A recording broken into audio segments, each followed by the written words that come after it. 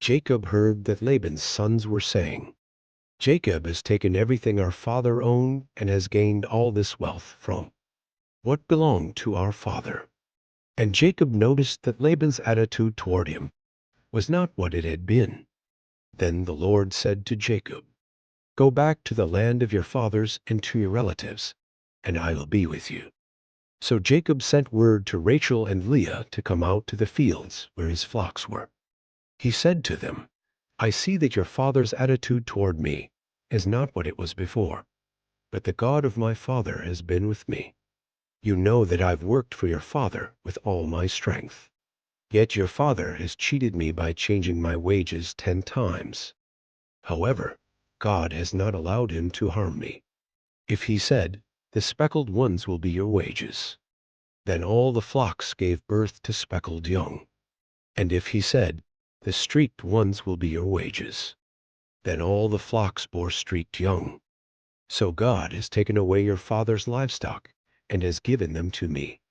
In breeding season, I once had a dream in which I looked up and saw that the male goats mating with the flock were streaked, speckled, or spotted. The angel of God said to me in the dream, 'Jacob.' I answered, 'Here I am.' And he said, 'Look up and see that all the male goats mating with the flock are streaked, speckled, or spotted, for I have seen all that Laban has been doing to you. I am the God of Bethel, where you anointed a pillar, and where you made a vow to me. Now leave this land at once, and go back to your native land.' Then Rachel and Leah replied, 'Do we still have any share in the inheritance of our father's estate? Does he not regard us as foreigners? Not only has he sold us, but he has used up what was paid for us. Surely all the wealth that God took away from our father belongs to us and our children. So do whatever God has told you.'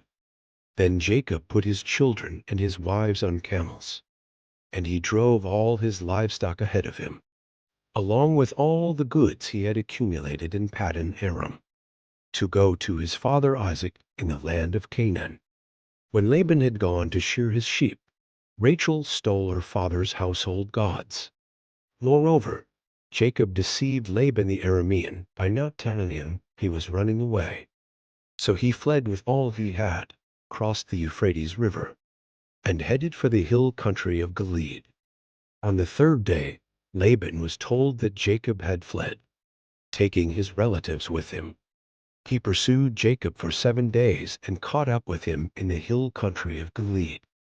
Then God came to Laban the Aramean in a dream at night and said to him, "Be careful not to say anything to Jacob, either good or bad." Jacob had pitched his tent in the hill country of Gilead when Laban overtook him, and Laban and his relatives camped there too. Then Laban said to Jacob, "What have you done? You've deceived me, and you've carried off my daughters like captives in war. Why did you run off secretly and deceive me?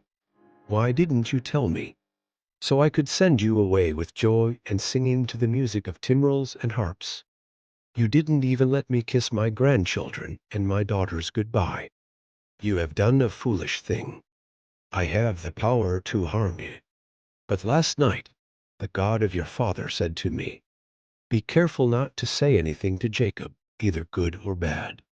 Now you have gone off because you long to return to your father's household.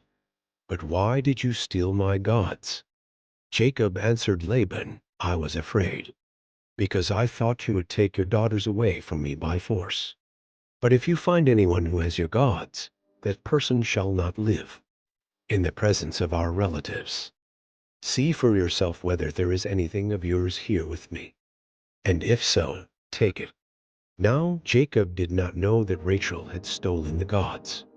So Laban went into Jacob's tent and into Leah's tent and into the tent of the 2 female servants. But he found nothing. After he came out of Leah's tent, he entered Rachel's tent. Now Rachel had taken the household gods and put them inside her camel's saddle and was sitting on them. Laban searched through everything in the tent, but found nothing. Rachel said to her father, "Don't be angry, my lord. that I cannot stand up in your presence. I'm having my period." So he searched, but could not find the household gods. Jacob was angry and took Laban to task. "What is my crime?" He asked Laban. "How have I wronged you, that you hunt me down? Now that you have searched through all my goods, what have you found that belongs to your household? Put it here in front of your relatives and mine, and let them judge between the two of us. I have been with you for 20 years now. Your sheep and goats have not miscarried, nor have I eaten rams from your flocks.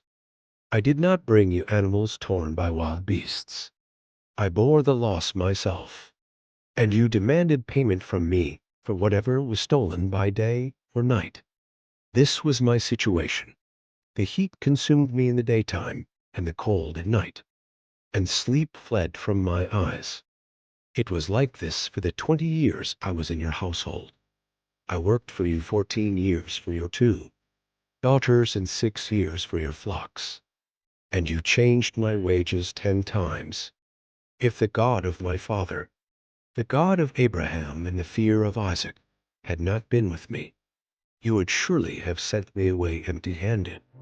But God has seen my hardship and the toil of my hands, and last night he rebuked you." Laban answered Jacob, "The women are my daughters, the children are my children, and the flocks are my flocks. All you see is mine. Yet what can I do today about these daughters of mine, or about the children they have borne? Come now, let's make a covenant, you and I, and let it serve as a witness between us." So Jacob took a stone and set it up as a pillar. He said to his relatives, "Gather some stones." So they took stones and piled them in a heap, and they ate there by the heap. Laban called it Jegar Sahadutha, and Jacob called it Galeed. Laban said, "This heap is a witness between you and me today." That is why it was called Galeed. It was also called Mizpah, because he said, "May the Lord keep watch between you and me when we are away from each other. If you mistreat my daughters, or if you take any wives besides my daughters, even though no one is with us, remember that God is a witness between you and me." Laban also said to Jacob, "Here is this heap, and here is this pillar I have set up between you and me.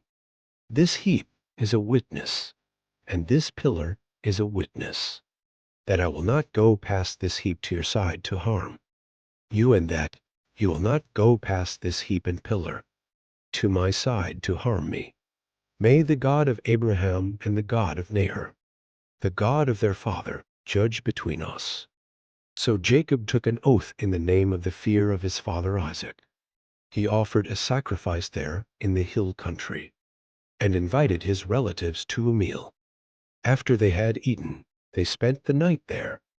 Early the next morning Laban kissed his grandchildren and his daughters and blessed them. Then he left and returned home.